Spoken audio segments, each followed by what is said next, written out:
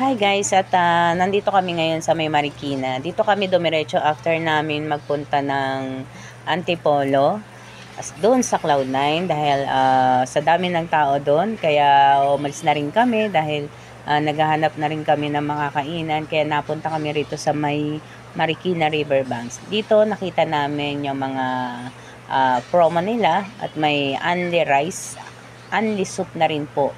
Yung nasa taas na bahagi na may itlog na pula ay worth 150 pesos. Iba-ibang klase po yan. May bagnet, may chicharong bulaklak, may mga manok. So yan, may kasama siyang itlog na maalat at saka kamatis. Pero yung bandang ibaba, ang presyo naman po nun ay 100 pesos. Yung drinks nila dito, may bayad siya. So 20 pesos. At yung water nila, may bayad din. Depende sa size. May 20, may 25. So, ayan guys. So, naghihintay na yung aking partner. Habang ako ay umu-order. Ayan. So, dito yan sa food court ng Marikina Riverbanks. Dito kami dumiretso dahil gutom na nga po kami after naming mamasyal. Pero actually, bago kasi kami, ayan, ganyan yung style ng food nila na sineserve. So, ganyan. Meron silang gravy. Meron silang soup. Ayan. Pwede ka mag-ulit-ulit din ng kanin. Ako actually, naka-isa't kalahati siguro ako.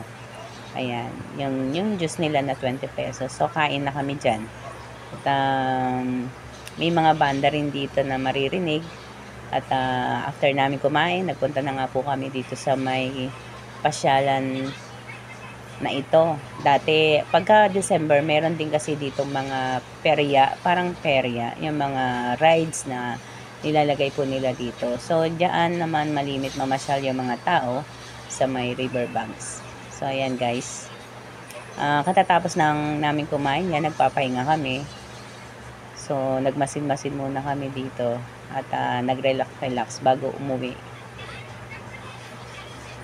Ayan. Ang dami rin naman taong namamasyal dito, kaya actually maganda rin naman mamasyal po dito pag gusto mo makatipid. Dito ka na lang din magpunta dahil yung mga food naman dito is affordable.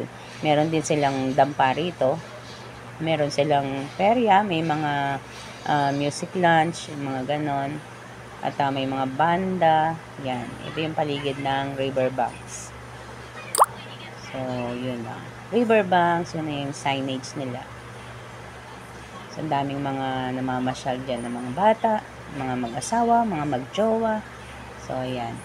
Para makarelax-relax. At ayun, ang SM Marikina. Ayun, yung may ilaw na yun, guys. SM Marikina po yan. Madali lang naman.